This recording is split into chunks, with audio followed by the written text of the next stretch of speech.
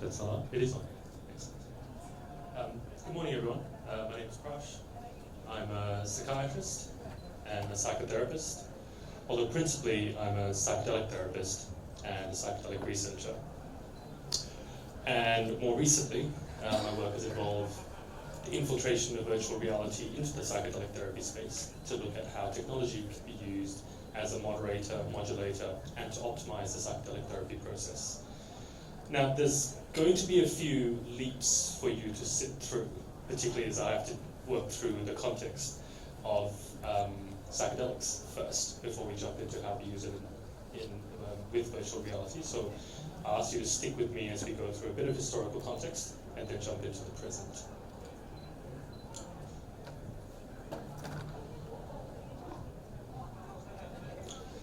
So psychedelics in context.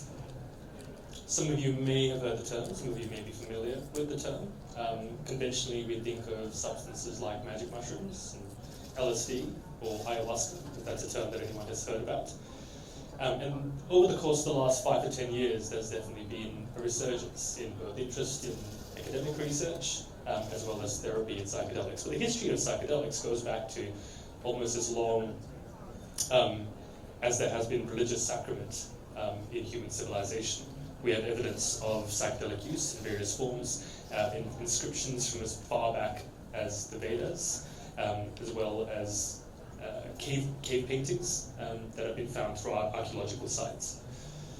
The modern psychedelic revolution, though, probably starts with Albert Hofmann in the 1940s. In 1938, Albert Hofmann famously synthesized a substance while he was working for Sandoz Laboratories in Basel, Switzerland. This was lysergic acid 25-diethylamide, which we now call LSD. Its first discovery of any purpose, though, was in 1943. On the 16th of April 1943, Albert Hofmann apparently got some of this on his fingers, made his way home, found that the world just wasn't quite the same as it was, and so 3 days later, on the 19th of April 1943, he ingested 200 micrograms of this substance, LSD, and then got on his bicycle and rode home. That is the date of the world's first intentional acid trip. It is still celebrated around the world as Bicycle Day. More people take acid recreationally, I think, on Bicycle Day than any other day of the year. But that really kick-started the revolution, because now Sandoz Laboratories found themselves desperate to try and find a use for this substance that they had in their hands, which they knew did all these magical, wonderful things, but couldn't really find a use for. But the 50s and 60s really saw a resurgence, the start of psychedelic therapy being evaluated for its psychological benefits.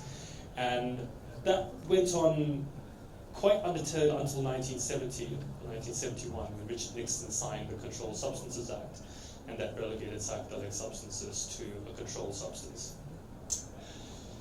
The last 20 years really has seen that resurgence start to take off, with trials all around the world. In 2017, the FDA in the US granted MDMA and psilocybin breakthrough therapy designation. And last year, in July 2023, the TGA in Australia, which is where I live, became the first country, made Australia the first country in the world to make psychedelic therapy, particularly psilocybin for treatment-resistant depression, and MDMA for post-traumatic stress disorder, legal as a therapy. So what is psychedelic therapy? Psychedelic therapy essentially is the utilization of psychedelic substances, which are known for their extreme hallucinogenic effects, and to use them within a protocol that allows it to produce therapeutic benefit very clearly. And again, as mentioned before, we're talking about substances like psilocybin, which is the active ingredient in magic mushrooms. We're talking about substances like LSD, like MDMA, which, yes, has a recreational stigma associated with it, but it's been found to have significant benefit in the treatment of post-traumatic stress disorder. But how is psychedelic therapy actually delivered? The picture you have here is an example, is a picture taken from one of our research trials held in retreat settings. This was held in an old monastery in the Netherlands, where psilocybin-containing truffles are still legal. That's just one example of the kind of setting in which it's being held. It looks quite different from a therapy room as you might conventionally think of it. But psychedelic therapy usually consists of this sort of a methodology and protocol. There's usually preparation, which is 2 to 3 sessions before the actual dosing session to prepare a patient for what they're about to experience. Then there's the actual dosing session, which is what we all conventionally think about, which can last anywhere from 6 to 8 hours, and where the patient is administered the psychedelic substance. They're usually lying on a bed, much like that person, usually sat by 2 therapists, 1 male and 1 female, for a number of reasons, both from safety and vulnerability, but also from transference, because there's a lot of primal, parental dynamics that emerge in that space. And that can go on, yes, anywhere from 6 to 8 hours. And then there's anywhere from 3 to 6 sessions of what we call integration after. This is very much our focus. Now, the therapeutic effect of the psychedelic substance doesn't come from directly the effect of the psychedelic on the brain. If it was just the effect of the mushroom on the brain, then Burning Man would be the greatest group therapy experiment known to man. And it isn't. The purpose, or the benefit really, comes from the sessions of integration after, to take the lessons gained from the experience and put it into sustainable benefit in terms of your day-to-day life. The psychedelic experience itself is notable for the extent, the profundity of the experiential moments that one experiences during it. And from some of the research studies that have been conducted, these are some of the subjective experiences and subjective benefits that people report, from a sense of sacredness, from an experience that exists beyond words, from alterations in sense and time, and synesthesia, which is the experience of one perceptual sense in another perceptual sense, to be able to hear, to feel music, or to be able to taste the smell. More than that though, at least that's where the therapeutic benefit comes from, is in the insights gained from the experience. And 80%, more than 80% of participants in some of the trials reported the insightful knowledge that they gained from the experience as being some of the most profound experiences that they have ever gone through in their life. 75% report receiving messages, intentions, insights that emerge from the experience. But all of these things are experiences that happened very much in the moment. They happened in that 6-hour session. And the biggest concern is how you make these insights sustainable. And often, as much as you have those psychotherapy sessions after, most participants report that having to force the insights that emerge from the experience into a linear narrative after to try and explain it to another person was the most difficult, because the experience is so ineffable, in other words, so difficult to put into words and describe, that then trying to explain that in a therapeutic setting is incredibly difficult. Now, this is where sort of we came in, and I recognize I haven't even mentioned immersive reality yet at this point. We recognize that the psychedelic therapy experience had not evolved since its conception 70 years ago. Almost 1.7 billion has gone into psychedelic companies globally, but about pittance has gone into involving the actual experience and the way it's conducted, with the bulk of it being in drug development. So the picks and shovels of the industry weren't being developed. Secondly, as mentioned, the insights that emerge from the psychedelic experience fade very rapidly. Think of waking from a dream. You've got this very narrow window where the insights are really fresh and the dream is really vivid, but over minutes that starts to fade. And similarly, you've got a few days, sometimes weeks, where the experience is quite vivid, but then the insights start to fade. And so our big target was, well, how can we create a sustainable means of maintaining those therapeutic insights? And the third being that the psychotherapy after, as much as a patient goes through a few sessions with their psychedelic therapist, once that ends, it is impossible for them to maintain the profundity of the integration, maintain the profundity of keeping those insights fresh to be worked through in psychotherapy. And so we'll be able to produce a tool that will be able to do this. And that is where we come to with Enosis. Enosis is an old Greek word for union, and all world wisdom, new world technology was what our basis, and could we find an effective marriage of the two? And the effective marriage of the two that we did find was an immersive reality and looks something like this. This is a video grab from our model, and it is a model that has been constructed by a patient. This is an example of them after maybe one integration session.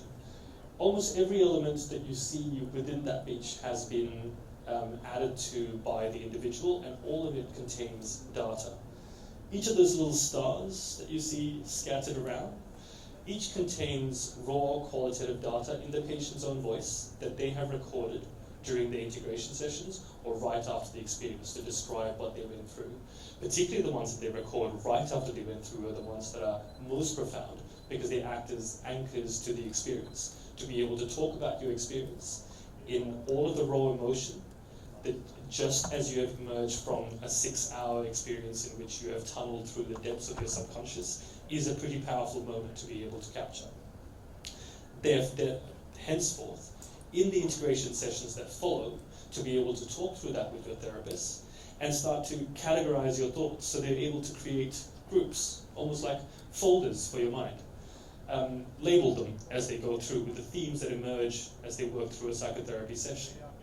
To be able to plant some of those insights in the soil, to then be nurtured as they go through ongoing sessions, and as they attend to particular insights, to watch them grow, and to have every insight that follows to be added onto that same train of thought. To be able to cast off things that weigh down upon you, recorded into little stars, turned into stone, and be deposited somewhere on the beach for you to be able to return to when you felt like it, without having to carry it with you. To have a bonfire on the beach where you could burn thoughts, burn insights that no longer served you.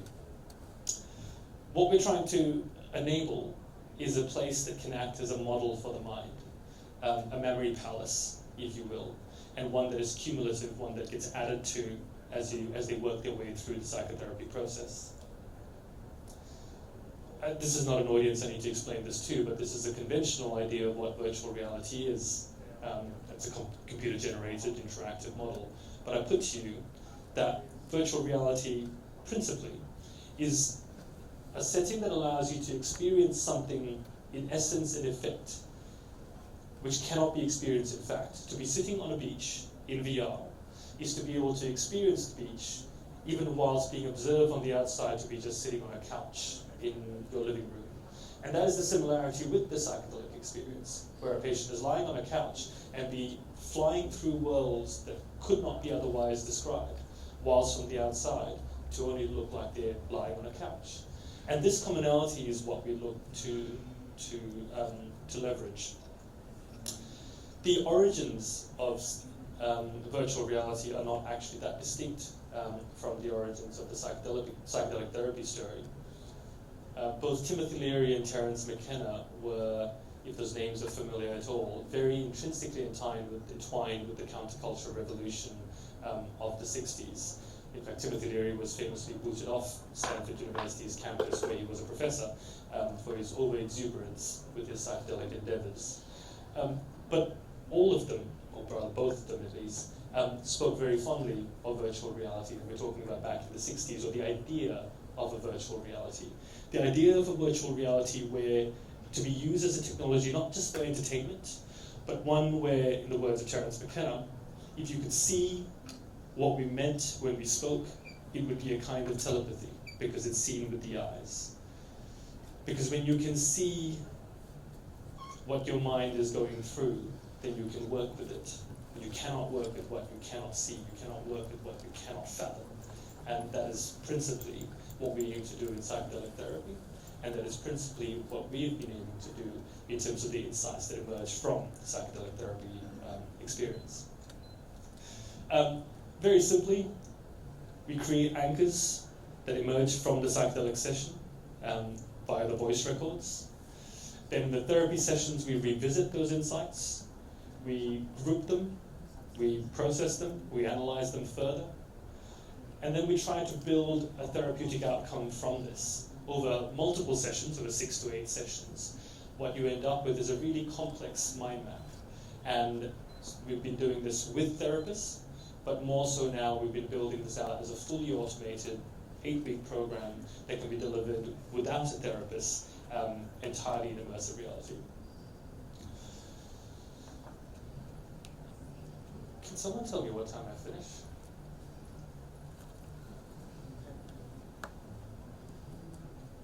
Perfect, thank you very much.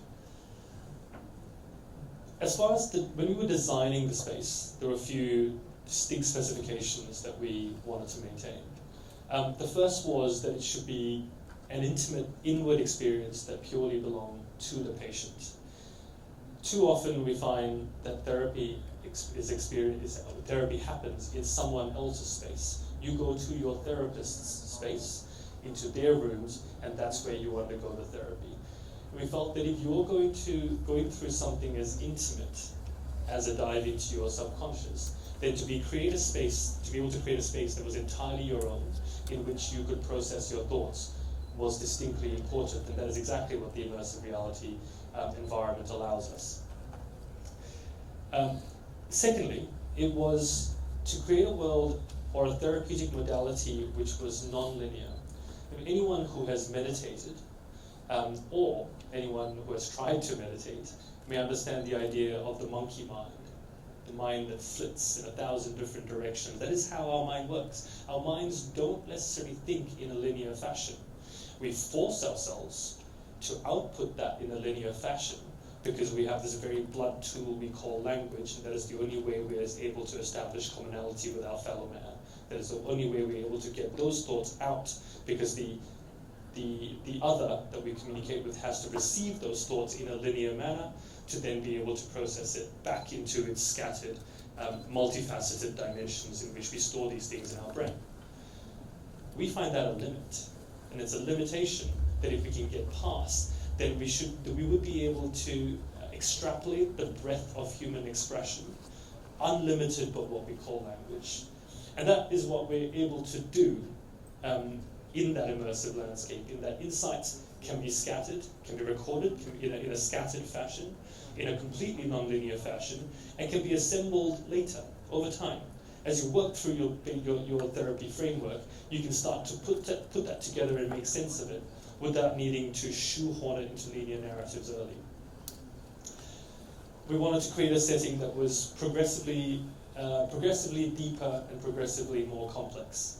That over time, all of the data that emerged from your therapy sessions could be added to in a cumulative sense, such that you could build out that model of your mind over time without having to rush into having to do that right from the beginning.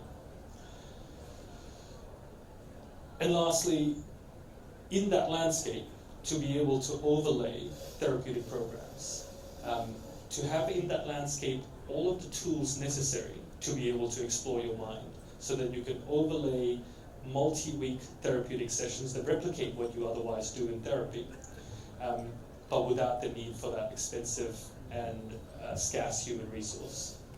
We're not looking to replace therapists by any sense, but if we're able to provide a tool that automates a large part of what they do, then we do feel that we will be able to lower the cost and increase the access to psychological exploration that is now currently limited purely by access to a therapist.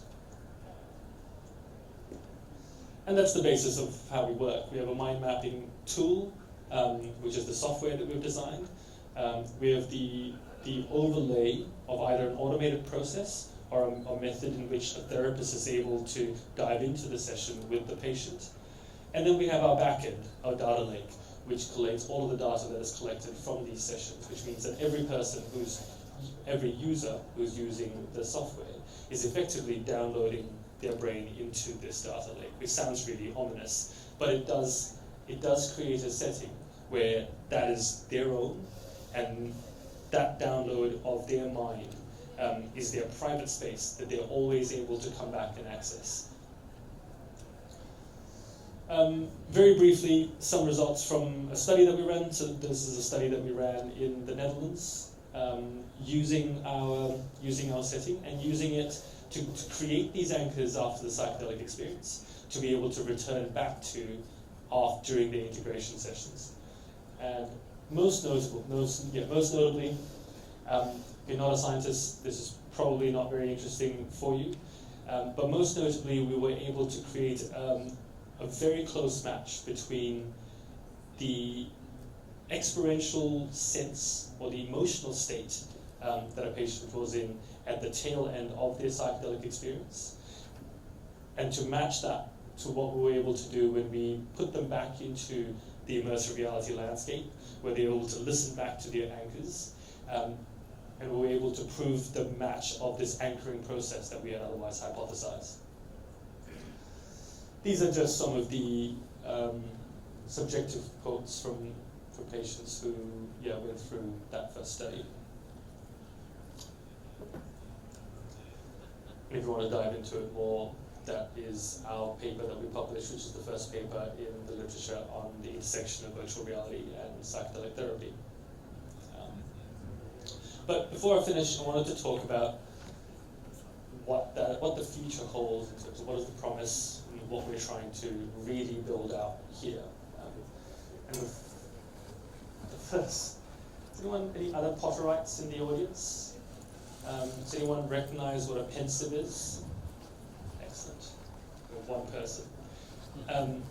Professor Dumbledore, who has lived for 600 years or whatever not, pulls dear Harry Potter, into his office and wants to show him an old memory, because this was of his parents dying. But because he's lived for 600 years, his brain can't quite hold on to all of the information that he would like to. And so he has a device in his office called a pensive, a device in which he can pull out his memories and store the memories in, such that he can return back to that at any point in the future and pull them out and work through them, analyze them, be reminded of them, and having recorded them in as vivid a manner as he can. That is in effect what we're building, we're trying to build, a pensive. At the moment it's still very analog, even in a digital sense, and there's still audio records that are built in, but we're working through integrations in the future for video generation. But the basic premise still remains that it is a space in which you can draw out from your subconscious and deposit it in, so that you can return to examine with your conscious mind what your subconscious mind had registered. Another future direction that we're heading down is the idea of digital twins and precision mental health. Anyone who has an Apple Watch or an Oura Ring would recognize that it's collecting an enormous amount of physiological data all the time, your heart rate variability, your blood pressure, your sleep. Half the purpose of that is to build out a model of a physiological digital twin, which can be used for anything from pure analytics to precision mental health. Precision physical health treatments. We're not doing anything of the sort for mental health, mainly because we're not collecting the kind of data sets that are required for that sort of precision. What we hope our back end ends up being, what we hope for this data lake, is that with each person who's recording bits of your mind into that data lake, we're then able to build out that digital twin of you, that which allows us in the future to be able to cater precision mental health treatment to you, because we've been able to build out a model on which that can be tested, that can be analyzed. And it sounds really futuristic at the moment, principally because no one's ever considered this for the mental health ecosystem in the past. Stanislav Grof is one of the luminaries of the psychedelic ecosystem, and this is how he described psychedelics back in the day. That it could be for psychiatry, what the telescope is for biology and medicine. The microscope is for biology and medicine, and what the telescope is for astronomy. What we take from that is that there are an enormous amount of lessons that the psychedelic landscape has taught us about how we understand the mind and the subconscious. And if we're now looking to the future of what mental health treatment could look like, our goal is how can we take from that understanding, from that old world wisdom that that psychedelics that have been around since millennia has brought to us, And how do we convert that into a methodology that is relevant for the future?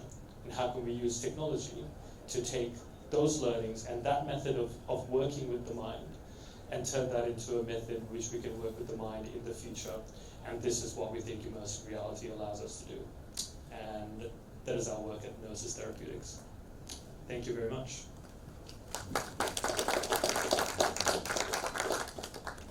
If there's any more time, I'm happy to stay for questions. Yes? So my name is Louis from Duke University Medical School. So that's a question here. How much of the experience is non-congruent with psychedelics? Because the thing is suspension of disbelief, right? You're created on, but still know that you're grounded to a physical realm. It's something on your face, it's not something you experience. Whereas with psychedelics, sometimes you lose that sense of presence, you lose the sense of self. Does that have an interaction effect, the actual effects of the therapy? So importantly, we're not trying to replicate the psychedelic experience, and I'll put to you that that is an absolutely pointless endeavor. You're right, that in the psychedelic experience, there is a suspension of belief. They do feel like they're completely in an alternate reality. And when they're wearing this, they are very much still tethered to the reality they're in. I guess the idea is not to try and create a complete suspension, but it is to provide a sort of in-between zone, a transition zone, where they're not in their day-to-day world, their day-to-day reality. They're not necessarily in a completely altered state. To recreate consistently and go back into a completely altered state is also not a sustainable methodology. But it is to create a transition zone where at least where they're in that environment that is entirely their own, that is anchored to the time that they were in the altered state, but they're still in this world, which means they can tap in and out of it much more cleanly than they otherwise would. To go into an altered state is an effort and takes time, and is not something that you do or embark on quite easily or without consideration. Whereas this allows them to tap in and out without necessarily the same kind of preparation that's required. Anyone else? Yes? Firstly, congratulations. It's amazing, and on the paper as well. It's really cool. I was just wondering, when people do go into that altered state and they're using your app, are there therapists with them? So are they using it while they have been, while they took the dose? So we don't couple the immersive reality at the same time as the psychedelic experience. Yeah.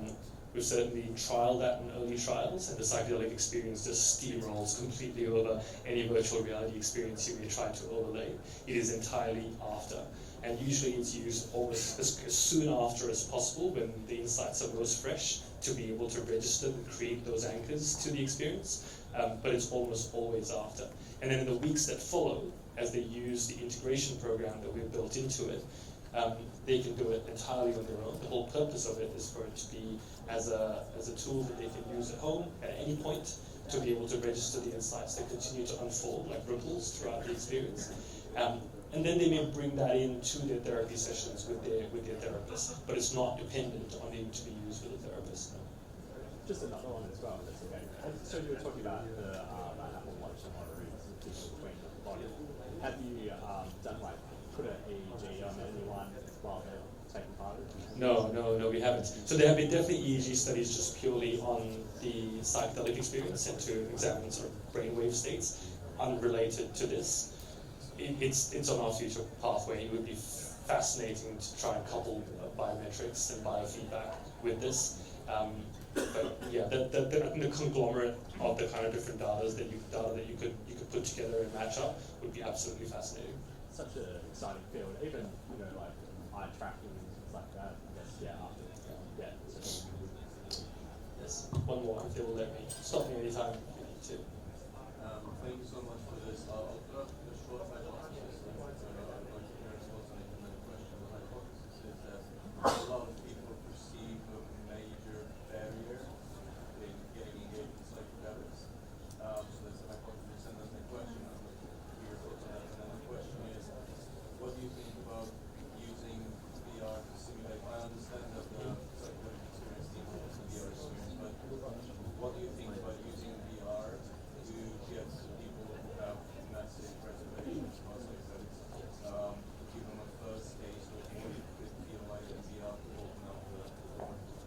briefly for everyone, the hypothesis is that there's huge barriers towards people engaging with psychedelics because of stigma, because of fear, and these are all very valid. And are we able to use VR as a means of introducing someone into as a first taste of? There are definitely people who've been trying to do something similar for a long time. It ends up being quite simplistic in terms of pretty visuals and little fractal images, and realistically there's nothing that will ever come close to trying to replicate the psychedelic experience. I applaud those who try to create the experiences, and perhaps it may give someone some assurance going into it, but in a lot of senses it is a false assurance, because once you're in it, you're like, well, this is nothing like what I could have been prepared for. So yes, to an extent, you could, but it's not actually going to have validity in the long run. Yeah. Okay. Thank you, everyone. Thank you very much.